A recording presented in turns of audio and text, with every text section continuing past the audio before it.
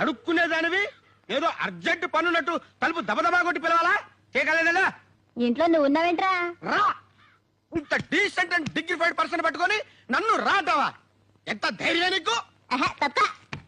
తప్పుకో. ఇదేంటిది? ఇంట్లోకి వెళ్తండి. ఏంటి ఇదేమన్నా ఇల్లు అనుకున్నావా? బిచ్చగాళ్ళు సత్తా అనుకున్నావా?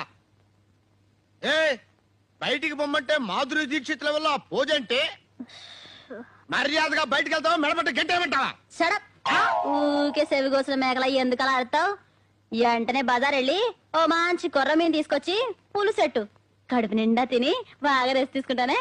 నేను నీ కంటికి మిలిటరీ వాటిలో వంటోళ్ళ కనపడుతున్నానంటే నన్ను తోసుకుని నా ఇంట్లోకి వచ్చి నా మంచం ఎక్కి పైగా కొర్రమైన పులుసెట్టు అని నాకే ఆర్డర్ వేస్తున్నావంటే ఇది మామూలు పొగరు కాదే, హై రేంజ్ పొగరు.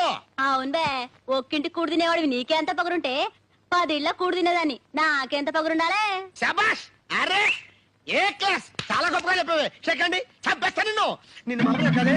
అయ్య బాబాయ్, నిన్ను ఇదిగో ఈ పెద్ద పిట్టితో తొందరపడకు. అక్కినేని లెవెల్లో పోజేంట్రా? ఈ మేడమును ఏమీ అనొద్దు. మేడమ్మా? అవును మై సన్, చిన్న మేడం. ఐ మీన్ నీకు పిన్ని వరస. ఇది నాకు